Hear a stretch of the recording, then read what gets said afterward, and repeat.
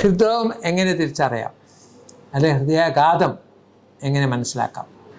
ഹൃദയാഘാതം നമുക്ക് മനസ്സിലാക്കുന്നത്, നമുക്കറിയാം നമ്മുടെ ഫാമിലി ചെറുപ്പക്കാരിൽ ആർക്കെങ്കിലും 55 വയസ്സോ അല്ലെങ്കിൽ 65 വയസ്സോ മുമ്പ് ഹൃദയാഘാതമുണ്ടെങ്കിൽ, അതുപോലെ തന്നെ നിങ്ങൾ ഹൃദയത്തിന് കാരണങ്ങൾ ഉള്ള വ്യക്തിയാണെങ്കിൽ, പ്രമേഹം അല്ലെങ്കിൽ അമിത രക്തസമ്മർദ്ദം, പുകവലി, അമിതവണ്ണം, ഇങ്ങനെയുള്ള കൊളസ്ട്രോൾ, അമിതമായുള്ള കൊളസ്ട്രോൾ, ഇങ്ങനെയുള്ള വ്യക്തിയാണെങ്കിൽ എപ്പോഴെങ്കിലും നെഞ്ചുവേദന വരിക, പ്രത്യേകിച്ച് നടക്കുമ്പോഴുള്ള വേദന ഇതിന് മുമ്പേ ഉണ്ട്, ഇപ്പോൾ വെറുതെ ഇരിക്കുമ്പോൾ വേദന വരുന്നു, പെട്ടെന്നുള്ള ക്ഷീണം വരുന്നു, തലകറക്കം വരുന്നു, നമുക്ക് ഉടനെ ഹോസ്പിറ്റലിൽ പോവുകയും അതിന് നമുക്ക് ECG അല്ലെങ്കിൽ ബ്ലഡ് ടെസ്റ്റ്, ടോപ്പണിൻ, എക്കോ മുതലായ ടെസ്റ്റുകൾ ചെയ്യേണ്ടത് നിർബന്ധമാണ്.